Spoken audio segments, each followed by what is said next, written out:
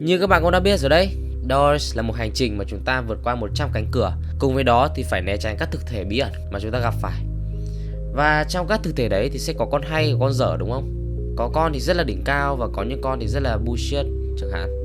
Và trong video này thì mình sẽ tổng hợp tất cả những con thực thể đấy và xếp hạng chúng tùy theo độ hay ho mà nó đóng góp vào game. Mình thì cũng không thích lòng vòng dài dòng đâu. Chúng ta vào video luôn nào. Ok, thì đây là cái tier list mà trông có vẻ là đầy đủ nhất mà mình tìm được. Đến cái phiên bản mới nhất là Content Updates. Và ở đây chúng ta sẽ có đầy đủ những con quái vật cơ bản này. Và một vài con quái vật ở dưới The Backdoor, ở dưới The Mines, hay là cả tháng 4. Và có một cái con gì đây mà mình không hề biết. Và cụ thể hơn về những cái tiêu chí mà mình sẽ đánh giá những con thực thể này thì nó sẽ dựa trên những cái cơ chế hoạt động của con này, cái mức độ đóng góp của nó vào gameplay của chúng ta, cái độ nguy hiểm của con thực thể đấy và cái tạo hình của nó.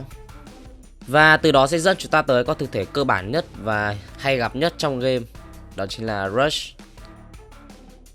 Nói về Rush thì khỏi phải bàn gì nhỉ. Cơ chế của nó rất là đơn giản. Khi bóng đèn địa chớp tắt thì nó sẽ lướt qua hành lang một cách thật là nhanh chóng và gây ra những cái tiếng động rất là kinh dị, giết chết bất kỳ ai ngáng đường nó. Và cái cách để khắc chế con này cũng chỉ là trốn vào tủ mà thôi, cũng rất là đơn giản nhỉ. Và con Rush này có vẻ là cái con thực thể mà gắn bó chúng ta nhất rồi. Chúng ta sẽ gặp nó rất là thường xuyên và nó sẽ làm cho chúng ta luôn luôn cảnh giác trong cả quá trình chơi game. Và cái tạo hình của nó trông rất là ok. Và cũng khỏi phải nói nhiều, Rush cũng chính là khuôn mặt đại diện cho cả toàn bộ game Doors. Thế nên mình sẽ sắp xếp nó ở cái chỗ mà nó xứng đáng thuộc về, đó chính là S. Tiếp theo thì chúng ta sẽ đến với người anh em cùng cha khác ông nội của Rush, đó chính là Ambush. Cái cơ chế hoạt động của con này thì cũng rất là na ná với Rush thôi, nhưng mà thay vì đi một lần thì nó sẽ đi rất là nhiều lần. Điều này thì sẽ khá là khó chịu và sẽ làm khó người chơi ở dưới The Mines hơn này. Và cái tần suất xuất hiện của con này thì cũng khá là ít, thi thoảng chúng ta mới gặp nó một lần. Và cũng vì việc đấy nên là mình cũng không có ấn tượng gì nhiều với con này, nên là mình sẽ xếp nó ở B nhé, thua xa với Rush. Tiếp theo thì chúng ta sẽ có Secret, một cái con mà theo mình thấy thì sẽ rất là khó chịu. Nếu các bạn chỉ chơi The Hotel không ấy thì chỉ trong các căn phòng tối thì nó mới có Secret thôi. Còn nếu các bạn chơi The Mines thì các bạn và Secret sẽ gắn bó với nhau nhiều hơn. Bởi vì phòng dù có sáng hay tối thì Secret vẫn thi thoảng sẽ ra hỏi thăm bạn một câu. Và vì có con Secret này nên là tai nghe đã đóng góp một vai trò rất là quan trọng trong cái gameplay của chúng ta. Và nó cũng làm cho các bạn có một cảm giác không an toàn, kiểu như sẽ có một cái gì đó sắp ập ra và tấn công các bạn vậy. Nó làm cho cái nhịp độ game nó trở nên kinh dị hơn ấy. Và mình rất thích điều đấy. Thế nên là mình sẽ để nó ở vị trí A, một vị trí rất là hợp lý rồi. Và tiếp theo thì chúng ta có Ice, cũng là một con thực thể rất là khó chịu và hay xuất hiện một cách rất là bất thình lình. Và thực ra con này thì cũng khá là ít khi chúng ta gặp nó, trừ khi các bạn bật những cái modifier lên. Và trong mắt mình thì con này khá là mờ nhạt, nó không đóng góp gì nhiều trong gameplay của mình.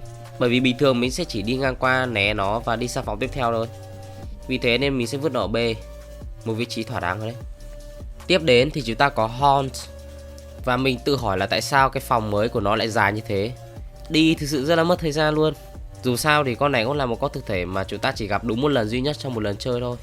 Và khi đi thì chúng ta sẽ phải quay đầu và tiến lên theo chỉ định của con này, nếu không sẽ bị nó cắn và sẽ bị trừ tận 50 máu. Khá là thốn nhá. Thực sự thì không có gì quá đặc sắc, và vì việc nó xuất hiện rất là ít nên là nó không đóng góp gì nhiều vào gameplay của chúng ta. Và nó sẽ là khởi đầu cho con đầu tiên bị xếp vào vị trí C. Mình không thích con này một chút nào cả, rất là tiếc. Ok, chúng ta lại tiếp tục có một cái khuôn mặt cực kỳ quen thuộc, đó chính là Sick. Thôi, khỏi phải bàn rồi. Sick là một con thực thể quá là tuyệt vời. Cái đoạn rượt đuổi này là một trong những cái thứ ấn tượng sâu nhất vào trong lòng những người chơi như mình. Cực kỳ đơn giản, mình sẽ cho nó vào S. Và tiếp tục cũng lại là một con thực thể có ý nghĩa rất là quan trọng với cả game, đó chính là Figure. Dù là phần 2 nó đã bị biến thành một con nhân vật phụ, nhưng mà ở phần 1 thì nó vẫn là một huyền thoại rồi. Là một con boss không thể thiếu ở phòng 50 và phòng 100.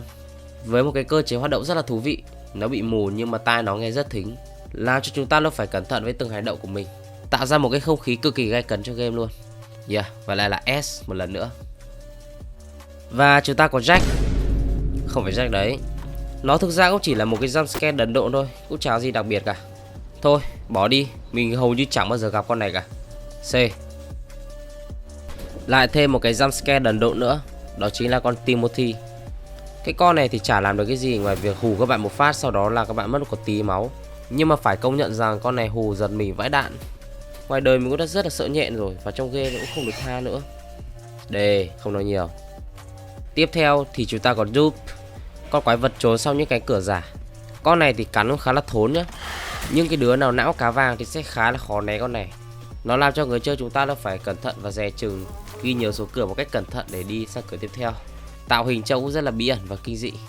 Để ở vị trí A là đẹp. Chúng ta có Snare. Và cái con này cũng được tính là một thực thể nhá. Nó là một cái bẫy gai thôi, dùng để gây khó chịu cho người chơi và giữ chân họ. Nhưng mà để xét về độ nguy hiểm thì nó cũng khá là nguy hiểm đấy. Tại vì nó giữ chân mình rất là lâu. Và trong cái lúc đó một con Rush có thể phi qua và giết các bạn ngay lập tức luôn. Không có gì đặc sắc. Để ở C đi. Tiếp theo thì chúng ta có Glitch. Con thực thể này thì rất là hữu dụng này. Nó có thể giúp đỡ chúng ta rất nhiều tùy các trường hợp khác nhau. Cụ thể thì sẽ liên quan nhiều đến những cái việc chúng ta bị lỗi.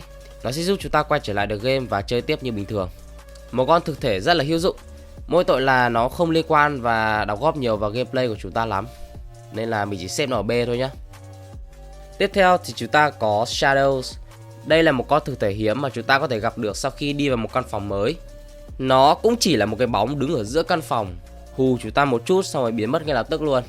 Chả đóng góp gì và cũng chả làm gì nhiều cho gameplay cả. Nó chỉ là một cái jumpscare đần độn mà thôi. Nên là xếp nó ở C là đúng. Tiếp theo thì chúng ta sẽ có một nhân vật siêu quen thuộc luôn. Đó chính là Guiding Light.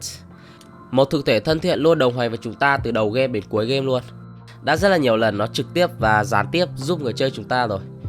Ví dụ luôn như là lần này đi, nó đã spawn một cái xe mỏ ra cho chúng ta rơi xuống. Nếu không thì chúng ta đã chết rồi. Tất cả đều là nhờ Guiding Light.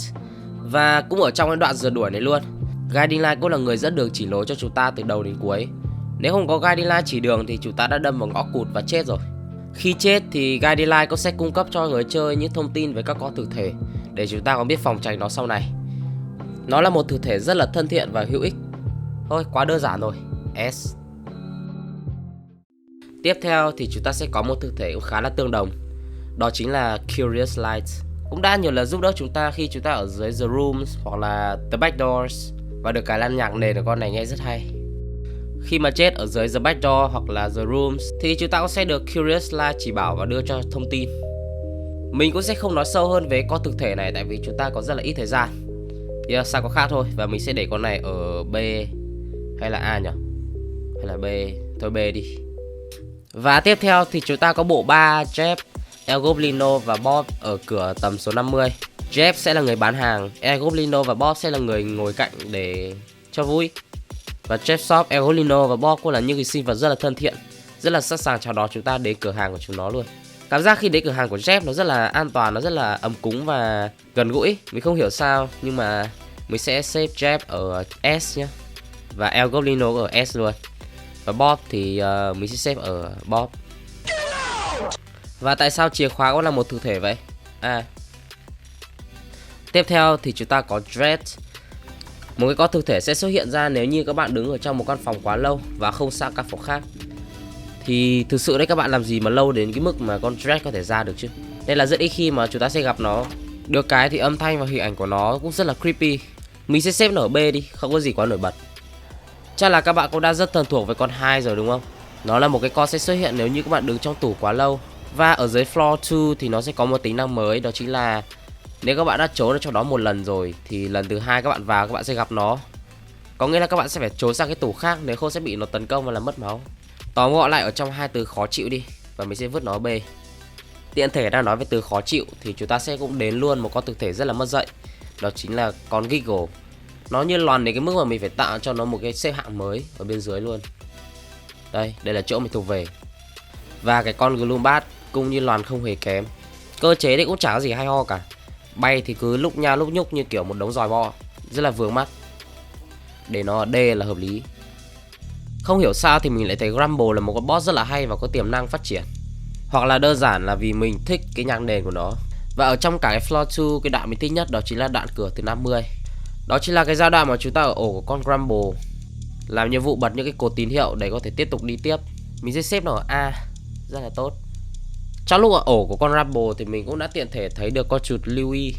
Và mình đã lừa nó lấy cái thánh giá, sau đó nó nhả ra cho mình một đống đồ. Tội con chuột ghê. Dù sao thì Louis cũng là một con chuột rất là dễ thương, có cái tính năng đổi đồ khá là hay ho này. Mình sẽ xem nó ở A nhá. Và chúng ta có Sally, chả có ấn tượng gì cả. B. Mình đã quên mất con The Void mọi người ạ. Mình sẽ vứt ở B đi cùng với cả Glitch, tại vì hai chúng nó na nán nhau. Mấy con thực thể ở trong The Room như kiểu là A190, A160, A120 vứt hết ở B. Không có ấn tượng gì cả. Zeb the Killer á, như lồng.